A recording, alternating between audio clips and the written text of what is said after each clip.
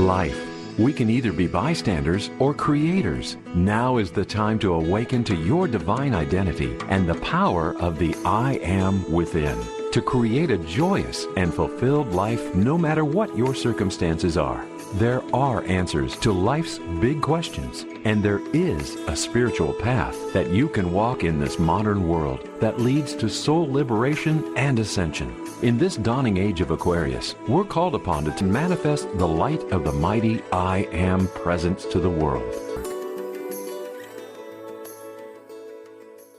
Hello and welcome to the Fellowship Chronicles, where we peel back the veil of illusion and speak truth in a time when truth is so needed. Today's episode goes to the heart of our nation's survival, our children's future, our personal freedom, and our very reason for being. We're asking a question that few dare to voice. What good is the finest education, the best food, the highest culture, or even the purest spirituality if there's no future left to live it? We're talking today about spiritual and physical defense, not as a last resort, but as the first law of survival for both souls and nations. We begin with this powerful truth. If we do not begin with a spiritual defense and a physical defense, then all our efforts will have been in vain. This isn't fear-based thinking. This is divine realism. It is Dharma. Dharma means our sacred duty to defend the platform of evolution that God has given us, which is the earth.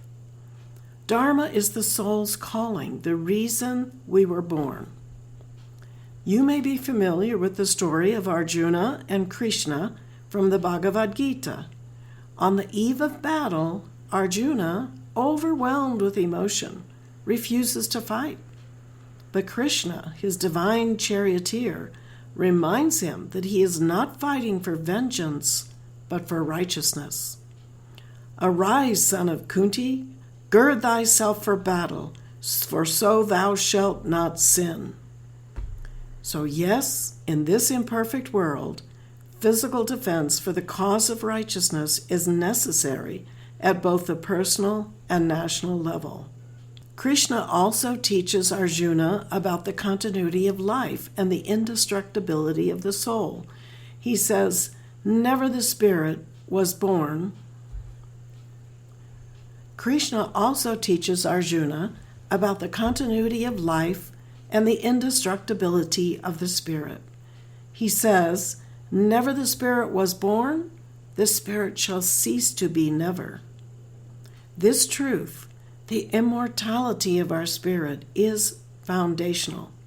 When we understand immortality, we understand that accountability spans lifetimes. The soul must stand for truth, not just in meditation, but in action.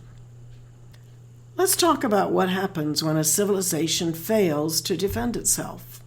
First example, Carthage, a wealthy, thriving city, but when threatened, it appeased Rome instead of preparing. She surrendered her children, her arms, her dignity, only to be betrayed and destroyed. Even when Carthage finally resisted, it was too late. The city that once rivaled Rome burned for 17 days. Its people were sold into slavery. Salt was sown into its soil to prevent its rebirth. Pacifism did not save Carthage.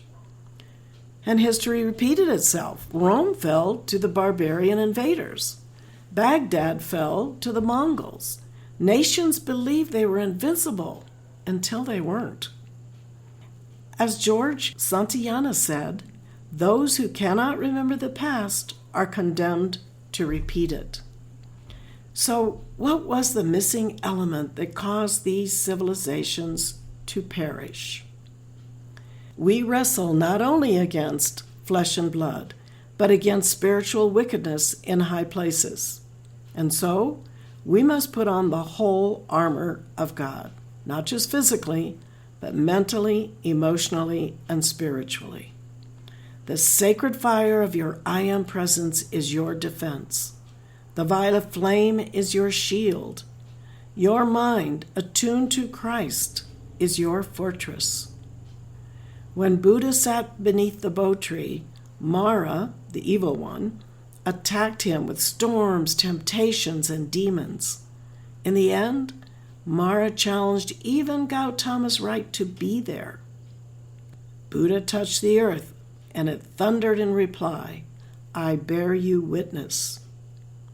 We too must be able to bear witness to our divine right to be and to defend that right. Again, what was the common cause that led to the defeat of these past civilizations? The historian Arnold Toynbee wrote that the collapse of civilizations often comes not from outside attacks, but from internal malaise. A nation's survival depends not just on its weapons, but on its spiritual development. Toynbee warns that when a creative minority becomes a dominant minority, no longer responsive to new challenges, the civilization enters its time of troubles. We are in that time. Our leaders must transcend the pull of mediocrity and rediscover the fire of moral courage. The spiritual teacher, Elizabeth Clare Prophet, spoke specifically about Leonidas and the 300 Spartans who held the pass at Thermopylae against the great army of Persians in the most historic resistance in history. She says, "It was 480 BC. The Spartans lost 300 men, the Persians 20,000. Although Leonidas fell in the battle, he protected the Greek fleet from being outflanked by the Persians, and Greece lived to enter a brief but brilliant golden age." She said, "Remember the heroism at Thermopylae. Remember the integrity of 300 men.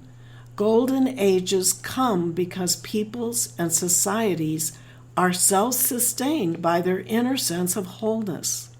And by their wholeness, they are willing to stand against all odds for the principles of absolute freedom, peace, truth, and universal enlightenment."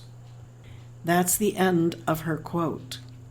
And think about how the founders of the nation America had this very same determination.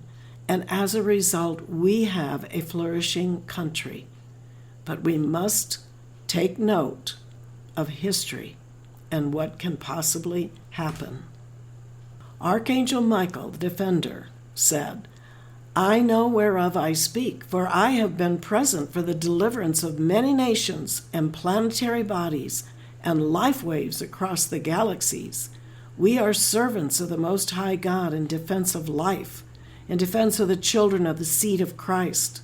Therefore, I witness to you our intensification on the battleground of life." So call to Archangel Michael for your protection and for the protection of your family, your community, and your nation, for the protection of all light bearers around the world. This simple mantra is most powerful. Give it out loud when possible. Lord Michael before, Lord Michael behind, Lord Michael to the right, Lord Michael to the left, Lord Michael above, Lord Michael below, Lord Michael, wherever I go. I am his love protecting here. I am his love protecting here. I am his love protecting here. Ask yourself a few questions. Are you transcending yourself daily, or are you stagnating? There are 5 key spiritual pitfalls that block our ability to grow and defend what is sacred. First, pleasure over purpose, wasting life force on self-indulgence instead of garnering the light. Unforgiveness, which locks us into karmic cycles we cannot transcend. Revenge, carrying over seething bitterness from lifetime to lifetime. Lack of compassion, closing the heart instead of opening it. And refusing God's will, chasing worldly things and ignoring divine assignment. These must be faced, because unless we cooperate with the law of self-transcendence, our individual and national integrity will break apart.